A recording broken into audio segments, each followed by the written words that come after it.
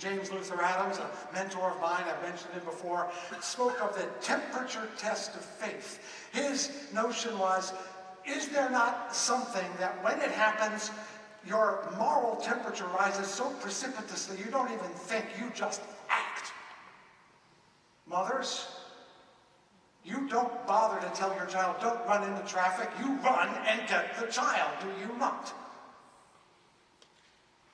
There are things we do because they must be done, and you don't have to think about them because they are so true and so evidently true deep inside, you don't have to know why. Those are the gospel actions that we have. And occasionally, we should talk about them, but we should do them.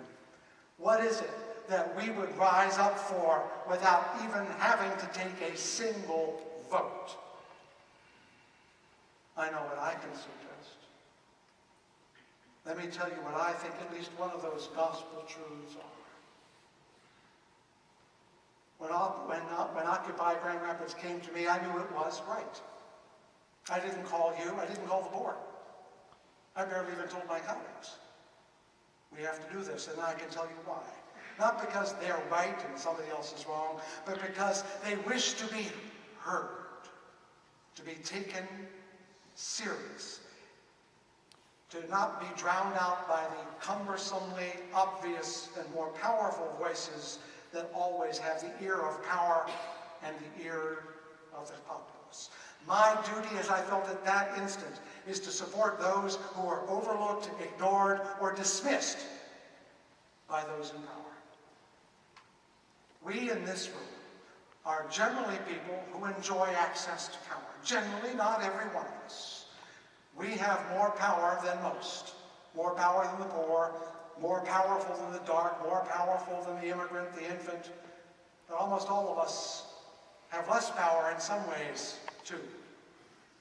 And so what we should feel, what we do feel, is that if we do not stand up for those who are being put down, someday they will put us down too. Famous Pastor Niemöller is quoted as saying, well, back in the Third Reich, first they came for the communists, but I'm not a communist, so why should I stand up?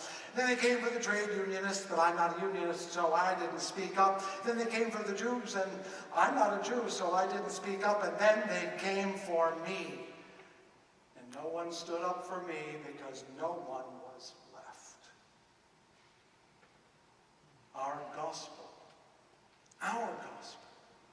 is that liberty and justice belong to everyone in equal measure, because that's what democracy means. That's what liberal religion rests upon, that every one of us is precious, not more and less precious, not more or less valuable.